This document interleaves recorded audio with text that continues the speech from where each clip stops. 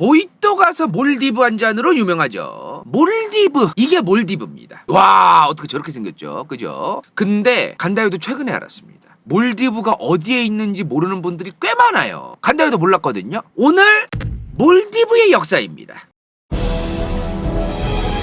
권력으로 읽는 세계사 절찬 판매 중. 모히또 가서 몰디브 한 잔. 모히또가 어디 있냐고 자꾸 저도 모르게 헛나올 수도 있는데 좀 양해 부탁드립니다. 저도 헷갈려 이제. 이병헌 씨가 모히또 가서 몰디브 한 잔이 워낙에 지금 유명한 말이잖아요. 몰디브를 모히또라고 할 수도 있어요. 그래서 저도 좀 이해 부탁드립니다.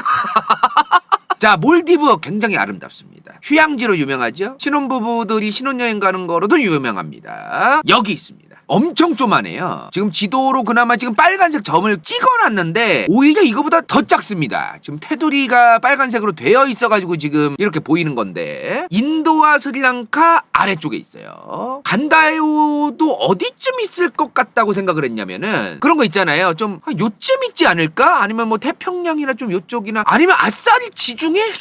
오늘 저 그렇게 생각했거든요. 근데 요쯤에 있더라고요. 요쯤에. 전혀 그쪽에 있는 게 아니었습니다. 여기가요 생각보다 작지 않아요. 서울시의 절반만 합니다. 그럼 그렇게 안 작은 건데? 어떻게 서울시의 절반만 하죠? 자, 지금 구글맵으로 이제 볼 건데요. 잘 보세요. 확대합니다, 이제. 요 대략적으로 뭐가 보이죠, 지금? 우두투두라니.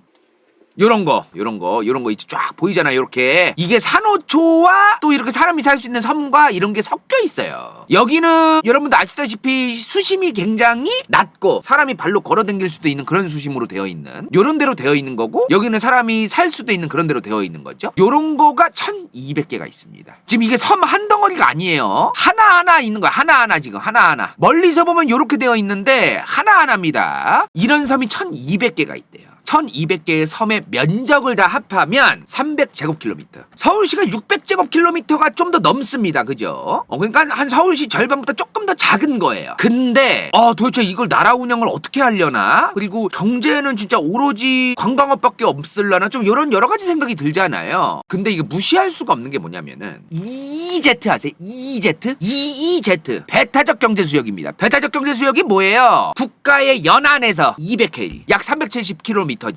200해일 범위의 수산자원, 광물자원, 탐사개발에 대한 권리를 갖는 게 배타적 경제수역이죠. 방금 범위가 어디까지랬어요? 370km입니다. 370km 약. 그러면 한번 370km 한번 그어볼게요, 제가. 요거를 여기를 찍고 370km. 한 요 정도 됩니다, 지금. 요 정도. 근데 딱 봐도 어때요, 지금 견적이? 여기서 370km.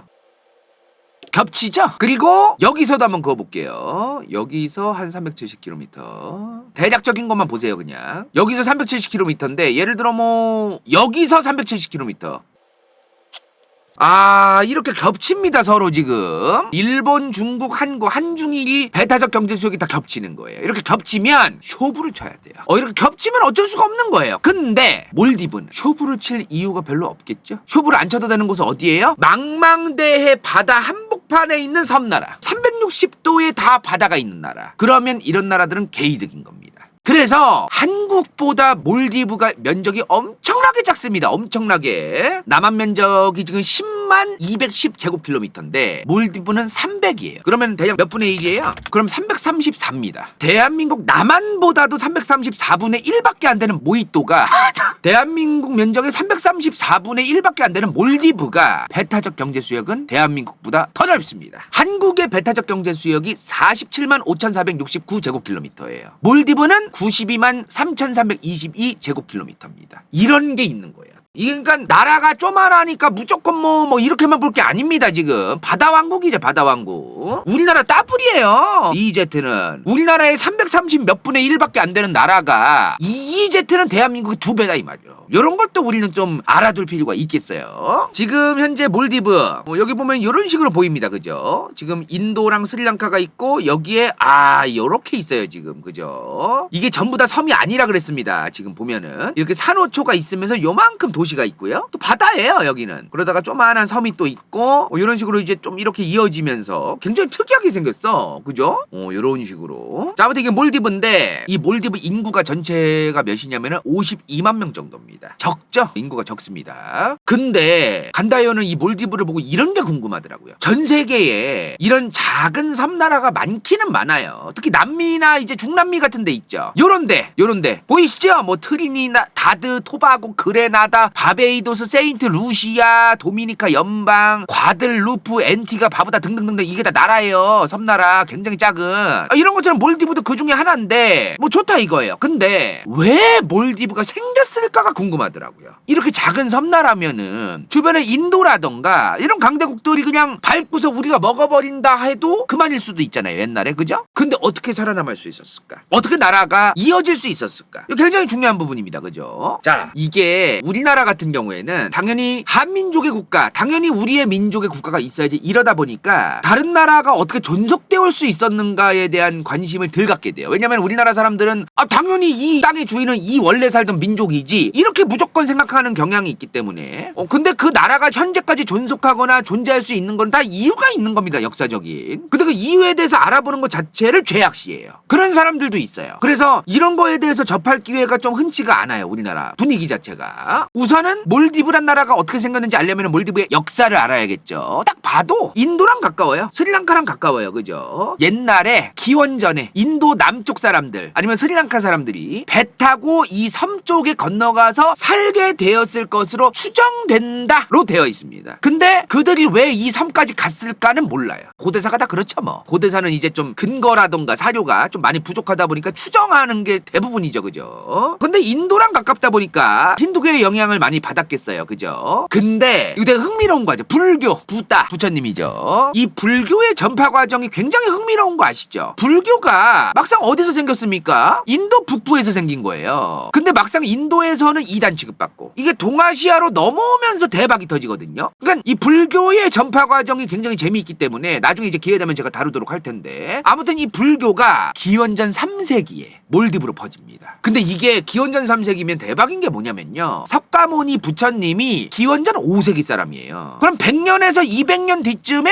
이 양반 돌아가시고 나서 몰디브로 퍼진 겁니다. 불교가. 여기서 이단 취급을 받던 그 종교인데요. 생각보다 루트도 좀 안 좋아요. 불교가 여기서 시작이 된 건데 여기를 뚫고 이렇게 퍼졌다? 뭔가 좀 흥미롭습니다. 그죠? 아무튼 기원전 3세기부터 기원 후 12세기 1100년대죠. 12세기면은 한 1500년 동안 불교를 쭉 믿어요. 몰디브 사람들이 1100년대까지. 근데 지금은 이슬람교를 믿는 사람들이 99%입니다. 몰디브 사람들이 완전히 변했습니다. 자, 이거 어떻게 된 거냐? 이슬람의 전파 과정 아시죠? 이슬람의 전파 과정 뭐예요? 중동아랍에서 생긴 이 이슬람이 이란과 중앙아시아 여기를 거치면서 이제 이슬람이 막 퍼지지 않습니까? 옛날에. 그죠? 근데 이 사우디아라비아 쪽에 해안 쪽에 있던 무역상, 무슬림 무역상들이 바다에 배를 타고 인도에 갔다가 스리랑카에 갔다가 말레이시아도 갔다가 인도네시아도 갔다가 이러는 게 있었어요. 그 과정에서 지금 동남아시아도 이슬람을 믿는 겁니다. 이슬람이 중동아랍에서 시작됐는데 인도네시아나 말레이시아도 지금 이슬람 국가란 말입니다. 뭔가 이상해요. 옛날에 무굴 제국도 여기 인도에 있었고 무굴 제국은 이슬람 국가였잖아요. 그리고 배를 타고 아라비아 반도에 있는 그 이슬람 상인들이 또 배 타고 인도라던가 여기저기 이제 상인으로 떠들기도 하고 그런 과정을 통해서 이제 이슬람이 퍼진 거란 말입니다. 몰디브도 그런 과정을 통해서 이슬람을 믿게 됩니다. 1100년대부터 퍼져요. 근데 그때 처음에는 불교를 믿는 왕이 있었겠죠. 몰디브에도. 이게 왕국 이름이 좀 머리 아픈데요. 소마 반사 왕국이야. 외우지 마세요. 1153년에 소마 반사 왕국이 몰디브에 있던 왕국이에요. 1153년에 이슬람을 받아들입니다. 근데 이슬람 국가들 지금도 뭐가 있어요? 샤리아법. 샤리아법이 뭐야? 이슬람 국가들은 국가의 법 자체를 이슬람이라고 하는 종교의 율법에 맞게끔 때려버려요. 다스리는 법을. 이런 게 있는 거죠. 샤리아법이. 1153년부터 이슬람을 받아들인 이후에는 몰디브는 샤리아법을 이제 도입해서 이슬람 법으로 국가를 다스리기 시작했다. 이 말이야. 자, 몰디브 왕조가 개 많습니다. 하나하나 이제 말씀드릴 건데요. 지금 보면은 아데타 반사. 근데 방금 전에 이슬람 받아들인 애들 누구랬어요? 소마 반사. 요 두 번째 얘네예요. 얘네. 테무제, 힐랄리, 우테무, 하마이, 데브바두, 이스후, 디야, 미길리 어쩌고 저쩌고 이런 게 많았습니다. 왕조가. 그죠? 맨 밑에 있는 후라 왕조가 1968년까지 있던 왕조입니다. 2차 세계대전이 끝나고 나서도 20년 넘게 있었던 왕조예요. 후라 왕조가. 이 후라 왕조를 끝으로 이제 몰디브는 공화국, 민주공화국, 대통령과 국회의원을 뽑는 그런 국가가 된 거죠. 자, 그건 그렇고 옛날에 포르투갈, 이게 포르투갈의 초창기 식민지입니다. 1558년에 포르투갈이 대항해 시대를 열었던 이 포르투갈이 1558년에 몰디브를 쳐들어가. 그리고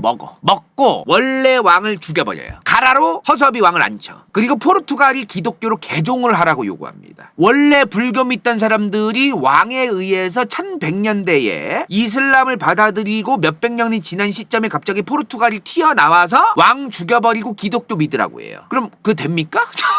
되냐고요, 그게. 난리가 납니다. 이런 기독교를 믿으라고 개종시키려는 이유가 뭐냐면요, 보통 말을 들어먹게 하려고 그러는 거예요. 말을. 우리 동북아 역사에서도 특히 청나라 때 수많은 서구혈강들이 뭘 요구했습니까? 선교사 들어가게 오프콜스 해줘. 일본한테도 선교사 포교활동 자유롭게 내버려둬, 이 새끼야. 이런 걸 계속 요구를 해요. 수많은 서구혈강들이. 그죠? 왜 요구했을까요, 이거를? 말을 들어먹게 하려고 그러는 거예요. 같은 정신, 종교적 정신, 이걸 공유해야 들 계기거든요. 일본이 일제강점기 때 천황폐하를 섬기라고 정신적으로 세뇌시키려고 했어요. 그죠? 한반도에 와가지고. 비슷한 맥락입니다. 기독교를 믿던 서구혈강이 동아시아라던가 다른 종교를 믿는 지역으로 쳐들어간 다음에 식민 지배를 시작했어요. 근데 거기 가가지고 기독교를 믿으라고 강요합니다. 기독교를 똑같이 믿으면은 기독교식의 문화, 기독교 방식의 법, 기독교 방식의 생활 문화나 기타 등등 이런 것들이 공유되면서 식민 지배의 작업이라던가 이런 게 속도가 붙고 원활해지는 게 있는 거예요. 그래서 일본도 그런 짓을 했던 거고요. 한반도에 대해서. 그러니까 일본만 맞지 뭐 한반도의 국민들의 정신을 뭐 뽑아내려고 했다 그러는데 그거는 사실 식민 지배를 하기 위한 강대국 서구혈강들의 레파토리가 있었어요. 그런 거는. 그런 거죠. 하나의. 정신을 없애려고 하는 게 맞기는 맞아요. 근데 마치 그게 뭐 일본만 특히나 뭐 그런 것처럼 얘기할 건 또 아닌 게 있다. 좋은 건 아니지만 아무튼 간에 이 몰디브가 일단은 포르투갈이 계속해서 기독교를 믿으라고 하는 게 개빡쳐가지고 포르투갈 사람들하고 맞다 이럴까요? 죽어라 싸웁니다. 근데 포르투갈이 일단은 후퇴를 하는데 다시 세벼 먹으려고 하는데도 안 돼요. 그게 워낙에 저항이 거세서 섬나라로 되어 있잖아요. 섬나라는 상륙하려고 하는 사람들이 불리하죠. 여러모로 여러 개의 섬으로 되어 있다 보니까 포르투갈이 몰디브 전체를 장악하는 게 쉽지가 않았던 거예요. 그죠? 방어에는 유리했던 거죠. 몰디브 사람들이. 자, 근데 우리가 보통 식민 지배했던 대표적인 국가 하면 딱 뭐가 떠올라요? 대영 제국. 그리고 이거 우리나라에선 좀 덜 알려져 있는 프랑스도 어마무시했습니다. 그죠? 프랑스가 식민 제국이었어요. 식민 제국. 옛날에는. 그리고 네덜란드, 포르투갈, 스페인 대략적으로 얘네가 가장 많이 해먹었어요. 독일은 그렇게 많이 안 해먹었어. 미국하고 독일도 식민지가 있긴 했지만 걔는 좀 후발주자고 인류 역사상 대항해 시대 이후에 가장 많이 해먹은 애들은 얘네예요. 얘네가 제일 많이 해먹었어. 자, 근데 포르투갈이 몰디브를 먹으려고 하다가 실패했습니다. 네덜란드가 이제 찝쩍거리기 시작해요. 네덜란드가 몰디브를 접수하게 됩니다. 근데 포르투갈이랑 네덜란드가 다른 지역에서 맞다이를 깠는데 네덜란드가 이기고 나서 포르투갈한테 얘기를 해요. 야, 좀 남아시아나 좀 동남아시아 쪽에서 꺼져줄래? 좀 요런 쇼부를 쳐요. 네덜란드가 이겼으니까. 이게 동남아 지역에 있던 네덜란드 식민지 최대 영토입니다. 꽤 많이 해먹었던 거예요. 그러니까 우리는 일제강점기라던가 이런 걸 겪어서 한반도라던가 요 주변의 식민지배는 좀 잘 아는데 이런 식으로 동남아 쪽에서는 누가 식민지배를 했었고 이런 거는 좀 잘 모르게 되는, 접하질 않으니까요. 그죠? 아무튼 네덜란드가 이렇게 많이 해먹었었어요. 이렇게. 자, 어찌되었든 이제 네덜란드가 몰디브를 접수하려고 작업을 하기 시작합니다. 근데 네덜란드는 몰디브랑 협의를 잘해요. 그래서 몰디브도 네덜란드도 서로를 인정합니다. 이게 뭔 말이냐면은 포르투갈은 아예 정신머리를 다 뜯어 고치라고 요구했어요. 네덜란드는 니네 알아서 살아. 우린 니네 항구만 필요해. 가끔 무역하고 배 정박시키고 먹고 자고 배 고치고 쉬었다 가고 그런 자유는 우리한테 줘. 대신 알아서 살아 니네 라고 쇼부를 칩니다. 어차피 이것만 있으면 됩니다. 몰디브 저 섬들 먹어봤자 뭐 지금이야 관광자원이 뭐 풍부하고 뭐 그렇다고 하지만 과거에는 무슨 관광이에요. 관광하러 가다가 죽을 일이 있어. 몇천 킬로 몇만 킬로를 막 가야 되는데 유럽에서. 아무튼 이 쇼부를 쳐요. 그래서 콜을 한 거야 서로. 근데 여러 식민지가 있었지만 이런 식민지들이 꼭 흥미로운 게 뭐냐면요, 본토가 털리면 나가리가 돼요. 꼭 이 본토가 털리면 다른 식민지도 나가리가 돼. 참 신기하지 않습니까? 스페인의 수많은 식민지가 여기 중남미에 있었어요. 그죠? 본토 작살날라고 하니까 다 날아가는 거야. 그렇게 된다니까요. 네덜란드가 여기 본토 지금도 있잖아요. 이쪽에 이제 네덜란드 본토가 있었는데 프랑스랑 대영 제국한테 탈탈탈탈 털립니다. 애초에 네덜란드랑 영국은 해상무역길, 이 바닷길을 가지고도 경쟁을 많이 하고 있었고, 프랑스랑도 이제 서로 사이가 별로 안 좋았어요. 식민 지배를 어떻게 하냐 마냐, 무역을 어떻게 하냐 마냐 등등등등에 의해서. 그래서 본토가 작살나니까 다른 식민지 지역이 뭐 관리가 됩니까? 관리가 안 돼요. 관리가. 그리고 프랑스 대혁명이 있었습니다. 프랑스 대혁명 기간에는 프랑스 대혁명 군대가 네덜란드 본토를 먹어버려요. 그리고 대영 제국은 이 시기에 네덜란드 본토 얘네 정신 얼빠졌다. 지금 정신이 나갈 정도로 정신이 없다 얘네. 이때 먹자.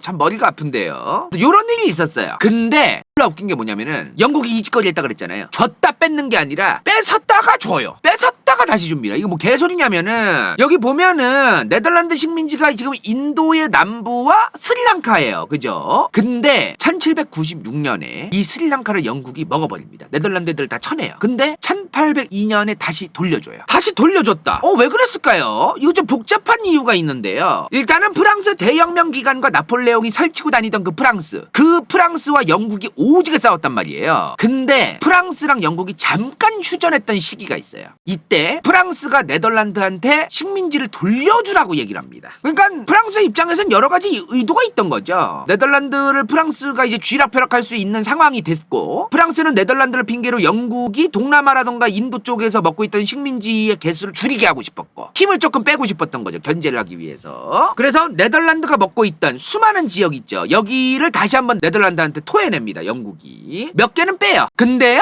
어차피 시간 문제였어요. 이거를 네덜란드한테 영국이 돌려주나 마나 저거가 다시 영국 거가 되는 건 시간 문제였습니다. 자, 이게 뭐예요? 영국령 인도 제국입니다. 인도 대륙 전체를 영국이 다 잊혀먹게 됩니다. 그죠? 그러면서 영국령 인도 제국이 탄생해요. 그리고 1887년부터는 몰디브도 영국이 다시 먹어버립니다. 몰디브를 영국이 접수했다. 1887년에. 오케이. 근데요, 영국 입장에서 몰디브가 엄청나게 장악을 다 해야 되고 그런 땅까지는 아니었던 거예요. 왕을 없애버리고 그럴 필요까지는 없었던 거예요. 아까도 말했지만 네덜란드도 몰디브를 이용할 때 그냥 폐 정박하고 수리하고 잠시 쉬었다 가고 이런 용도로서 필요한 거지, 무슨 뭐 내부의 정치까지 다 장악을 해야 되고 이렇게 욕심부릴 필요는 없었던 겁니다. 영국이. 그래서 몰디브가 이슬람 국가였잖아요. 이슬람 국가의 왕이 누구예요? 술탄.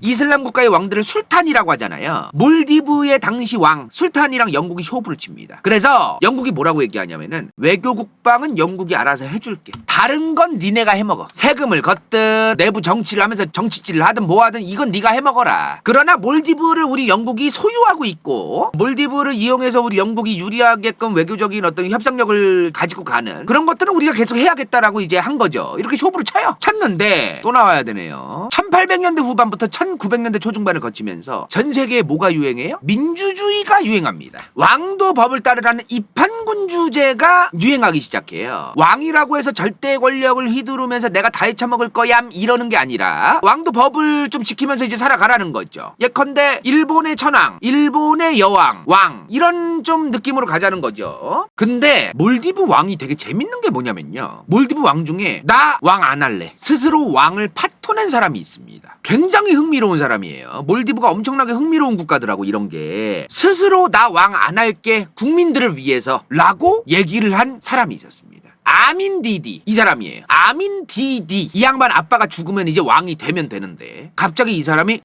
나 인간 아민 디디 국민들을 위해서 왕관을 받지 않겠습니다 이러는 거예요. 갑자기. 그러더니 갑자기 왕을 없애버리고 100% 공화국, 진짜 100% 민주공화국이 됩니다. 근데 왕이 스스로 이제 황태자였어. 황태자. 이 사람이 왕세자였어. 왕세자. 근데 이 사람이 자기 아빠 죽고 나서 나 왕 안 하겠다고 얘기를 한 거예요. 이 사람이. 근데 갑자기 정작 본인은 왕 안 하겠다고 했습니다. 그죠? 근데 왜 왕이 없어지냐면서 왕을 다시 옹립해야 된다는 쿠데타가 일어나요. 다시 왕을 만들어야 된다. 근데 다만 얘는 아니다.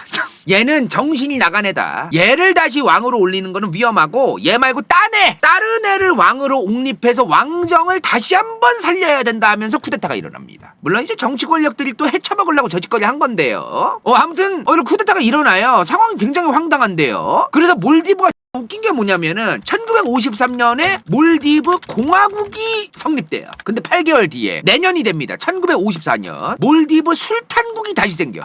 이렇게 돼요. 웃기지 않습니까? 그리고 왕이 있긴 하지만 술탄이 있긴 하지만 헌법은 있다. 입헌군주국. 영국처럼 갔다는 거야. 영국처럼 입헌군주국으로. 근데 이게 1967년까지 가요. 이렇게 가다가 또 나중에 이제 왕도 없어지고요. 이런 식으로 온 거예요. 근데 이게 이 과정에서 참 피곤한 게 뭐냐면요. 몰디브가 아까 뭐라고 했어요? 섬이 1200개 있다고 했습니다. 1200개. 그죠? 여러 개의 섬으로 되어 있는 나라잖아요. 물론 큼직큼직한 섬들은 몇 개 안 되지만 어찌되었든 섬이 여러 개로 분리가 되어 있는 영토를 가지고 있다 보니까 인구도 적고 섬은 여러 개고 그러다 보니까 섬마다 쿠데타 일으키고 우리 섬만 분리 독립할래 이러는 애들이 있었어요. 근데 그러거나 말거나 아직 그거 아닙니다. 그게 뭐냐? 다 안 토해냈어요. 2차 세계대전이 끝나고 나서 이제 하나하나 토해내기 시작하죠. 근데 몰디브는 1965년 가서 토해내요. 영국이 드디어 65년 가서 토해내요. 근데 67년도까지가 술탄국이라고 했죠. 몰디브가 영국으로부터 기어 나온 다음에 이제는 우리 대통령 뽑자. 1968년부터 이제 대통령을 뽑는 국가가 됩니다. 이제 술탄이 사라지는 거예요. 이제. 자, 근데요. 이 68년부터 2008년까지 몇 년이죠? 한 40년인가요? 40년? 맞습니까? 40년 동안 독재 국가였습니다.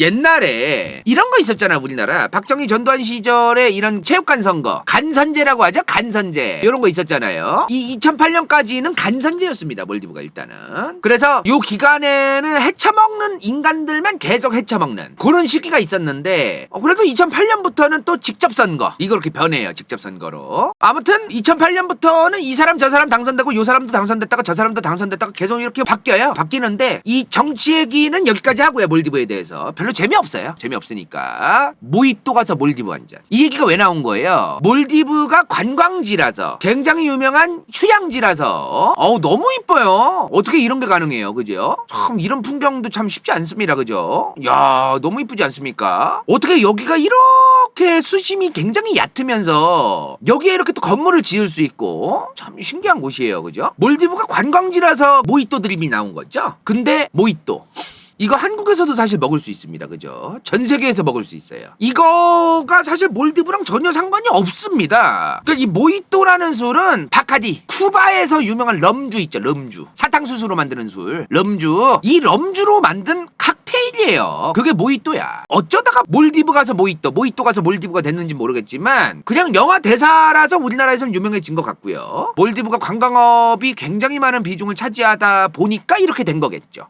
대박이에요. 2020년 기준 전체 GDP의 37%가 관광업입니다. 37%가 이거 엄청난 거예요. 엄청난 거예요. 37%가 관광업이라고 하는 거는 진짜 어마무시한 거예요. 2020년에 한국문화관광연구원 자료가 있었어요. 2019년에 한국 GDP 대비 관광업의 기여도가 몇 %였냐면 2.8%였습니다. 그리고 이 연구원의 그 논문이나 그런 거에서는 우리 관광업이 너무 퍼센테이지가 낮다. 더욱더 높여야 된다. 이런 얘기를 했는데 그거 큰일 날 소리입니다. 전체 경제의 규모를 올리면서 퍼센트는 안 올라가는 게 최고예요. 그러니까 전체 국가 GDP 자체가 점점 늘어나면서 관광업도 금액 자체만 올라가는 게 좋은 거지 퍼센트가 굳이 올라가는 거를 신경 쓸 필요는 없는 겁니다. 사실은. 그 이 퍼센트 낮다고 뭐 꼭 나쁘고 좋은 게 아니죠. 관광업의 비율이 너무 높아졌다라는 건 그 국가의 미래가 점점 없어지고 있다는 거예요. 그래서 잘 생각해 볼 필요가 있어요. 관광업 비중이 올라가면 어떻게 되겠어요? 지금 수많은 그 강대국들의 피곤한 어떤 국제정치적인 상황이 펼쳐지고 있는 이 동북아에서 대한민국 관광업의 비중이 올라가면은 일치이고 절치이고 왜 중국이랑 사이 더러워져서 관광객 가느냐 개 같은 거 저 새끼 저거 씨부레 탄핵해야 된다. 일본이랑 왜 사이 더러워져서 일본인들 안 들어오냐 개 같은 거 난리도 아닐 겁니다 아마. 그래서 관광업으로 버는 돈이 늘어나면 좋지만 관광업의 비중이 꼭 그렇게 많이 늘어나야 된다라는 거에 대해서는 찬성하기 어려운 게 있어요. 지금 몰디브가 이거 대박이었습니다. 몰디브가 굉장히 작은 나라랬어요. 2020년 기준입니다. 코로나가 터진 그 해죠. 아직은 코로나 때문에 아예 문을 닫지는 않은 상황에서 관광업소가 955 995개였습니다. 이거 잘 봐야 돼요. 별로 안 많은 거 아니냐? 섬 1200개를 다 합했을 때 서울 면적의 절반보다 작은데 관광업소가 955개라고 했어요. 그럼 이 관광업소가 뭐냐? 모텔방이 955개 있는 거냐? 그건 아니죠. 리조트 155개, 호텔 13개, 게스트하우스 624개. 지금 요거만 봐도 지금 너무 많아요. 너무너무 많습니다. 관광업에 치중하고 있는 비율이 높은 거를 아주 절실히 보여주는 대목인 것 같아요. 근데 경제성장률이요 대박이에요. 2019년 경제성장률이 6.9%였대요. 근데 2020년에 충격적 마이너스 33.5%였습니다. 마이너스 33이에요. 33. 와 진짜 어마무시합니다. 진짜 관광업의 비중이 너무 높으면 이렇게 되는 것 같아요. 마이너스 10%만 돼도 어마무시한 건데 33%라는 것 자체가 상상이 안 될 정도죠. 그죠? 몰디브의 문제는 지금 관광업에 치중되어 있는 경제뿐만이 아닙니다. 지금 굉장히 재미있는 게 뭐냐면은 몰디브는 2100년이 되면은 몰디브 섬 1200여 개들 중에 75%가 바닷물에 잠길 걸로 예상되고 있습니다. 그래서 몰디브가 뭘 하고 있냐면 지금 간척을 하고 있어요. 이제 2m 이상 높이의 인공섬을 지금 또 정주행 정신으로 만들고 있는데 여기가 1997년부터 시작했대요. 몇 년 안에 이제 완공이 될 거래요. 훌후 밀레 프로젝트입니다. 발음이 좀 어려워요. 훌후밀레. 훌훌밀레 씹어졌습니다. 검색해볼까요 한번? 자 여기가 이제 훌후밀레인데요. 여기 이제 간척이 이제 거의 다 끝나가는 겁니다. 이제 인공섬으로서 2m만큼 이제 모래라던가 이런 거 퍼 나르고 세멘 바르고 요런 거 해가지고 지금 만든 거예요. 97년도부터 지금 개쩝니다 지금. 한번 볼까요? 한창 올리고 있네요 지금. 이게 인공섬이라는 거 아닙니까 지금? 여기도 이제 공사하고 있고 이게 2019년 로드뷰인데요. 그래도 뭐 여기도 좀 지은 지 얼마 안 된 것 같고 그래요. 뭐 요 정도면 뭐 2m 정도를 올렸다고 하더라고. 2m 가지고 괜찮을라나. 근데 한 4m 5m는 해야지 이거 2m 가지고 돼요? 그래도 이제 좀 계획적으로 지었기 때문에 아직 횡하긴 한데 여기로 이제 굉장히 많은 국민들을 옮기는 이주를 시키는 그런 거를 지금 하고 있다고 합니다. 근데요 우리 최근에 뭐 했어요? 산마리노 그리고 모나코 요 두 국가 있었습니다. 그죠? 이 두 국가 얘기할 때 뭐가 있었어요? 두 국가 전부 국방, 치안 이거를 다른 나라한테 위탁을 했다고 했습니다. 힘이 없어서 그런 거예요. 그죠? 근데 몰디브는 스스로 합니다. 근데 절대적인 국력 몰디브 바로 위에 인도라는 국가가 있습니다. 인구가 52만 밖에 안 된다 그랬어요. 몰디브가. 여기는 1억이 넘죠? 1억이 뭐예요? 잠깐만요. 인도 인구 몇 명이야? 14억 14억이 넘죠? 14억이. 몰디브는 이제 52만 명입니다. 그럼 이게 몇 배야, 인구가? 14억이면 나누기 52만 명이니까 2692분의 1이네요. 인구가. 어마무시한데요? 그러니까 이렇게 절대적인 힘의 차이는 어쩔 수 없는 거죠. 여기다 대고 우리 몰디브도 할 수 있다. 가끔 그런 분들 있어요. 중국이랑 맞다니까도 우리 대한민국 할 수 있다. 이길 수 있다. 전쟁해라 그냥 일본도 아니다. 뭐 이러는 분들 있어요. 니가 가 이 새끼. 니나 해 니나. 그렇게 하여튼 객기를 부려요. 하여튼 되도 않는 소리를 해. 안 되는 걸 된다고 막 객기를 부려. 그렇게 자라나는 청소년 대학생들 지금 미래 생각 안 하고 객기만 나게 부려요. 지욕심만 하여튼 지 자존심만 쓰잘데기 없이. 아무튼 간에 국력이 어쩔 수 없이 약할 수밖에 없는데 대박인 게 뭐냐면 몰디브가 그래도 강대국 둘한테 러브콜을 오지게 받는 나라입니다. 누구한테? 인도랑 중국한테. 둘이 당연히 같은 편이 아니겠죠? 각각 몰디브한테 러브콜을 보내는 걸 거예요. 그죠? 최근에 한 작년인가요? 재작년인가요? 기억이 잘 안 나는데 지금 중국이 최근에 태평양의 어떤 국가한테 가가지고 군사적 협력 이런 거 얘기한 것 때문에 난리도 아니었잖아요. 이게 왜 난리야 지금? 카레몽 카레몽 드립을 쳐 얘네.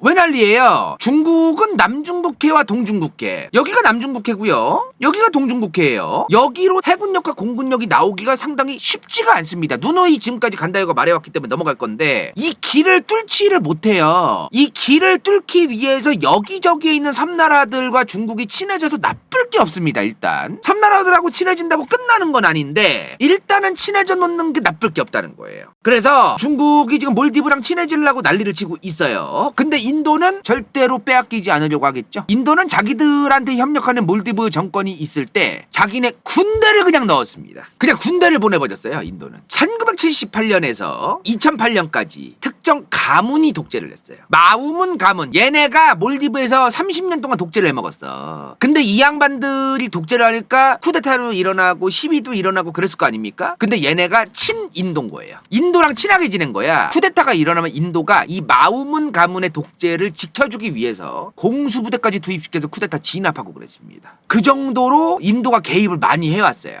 좀 그런 게 있었습니다. 이 나라가 독재냐 옳냐 그르냐는 중요하지 않죠. 내가 제3자 다른 나라의 입장에서 이 국가의 이 정권이 내 말을 잘 들어. 그러면은 그냥 얘네 도와주면 그만인 거지. 얘네가 독재를 하냐 마냐가 뭐가 중요하겠어요. 솔직히 국제 정치에서. 그죠? 사실상 참 안타깝지만 인도라는 국가는 몰디브를 국가로도 잘 안 봐요. 솔직한 얘기로. 국력 차이가 너무 나니까. 자기들 입맛에 맞는 정권이 들어섰을 때 그냥 막 개입을 할 생각을 가지고 있는 거죠. 사실은 인도가. 근데 몰디브가 옛날에는 독재 정권 때만 해도 2008년 전만 해도 인도랑 친했는데 2008년 이후에는 이제 민주화가 됐어요. 그리고 중국과의 관계가 좋아지기 시작합니다. 중국몽. 이거는 좀 여러 가지를 염두에서 봐야 돼요. 그 이전에 마우문 가문이라는 독재를 헤쳐먹던 애들이 친인도 정책을 했으니 굳이 구태여 중국이 중요하고 중국이랑 친해지고 싶은 마음이 없었어도 그거의 반작용으로서 저는 마우문 가문과 다릅니다. 인도 쌩까고 그냥 중국이랑 친하게 지낼게요. 그냥 이거 보여주는 거 하나만으로도 국민들에게 보여지기가 좋거든요. 사실은 그 전 애가 친하게 지내던 애의 정반대로 이제 좀 얘기를 하는 거니까 그런 게 있는 거죠. 근데 지금 중국이 몰디브에 돈을 지원해주고 꺼준 것 때문에 그걸 돈 받아가지고 이것저것 막 건설하고 막 아까 말한 간척도 하고 막 섬 2m 세면 바르고 막 이런 것도 하고 막 그래요. 근데 정권마다 몰디브도 정권이 계속 지금 바뀌는데 중국이랑 잠깐 친해졌다가 인도랑 친해졌다가 이랬다 저랬다 계속 한다고 합니다. 몰디브가. 또 궁금한 거 있으세요? 오늘 딱 여기까지 뭐 얘기하죠. 몰디브.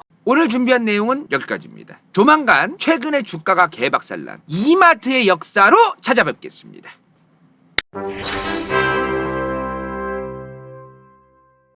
이번 영상이 볼만했다면 좋아요와 구독, 재미없었다면 이건 재밌을지도 몰라.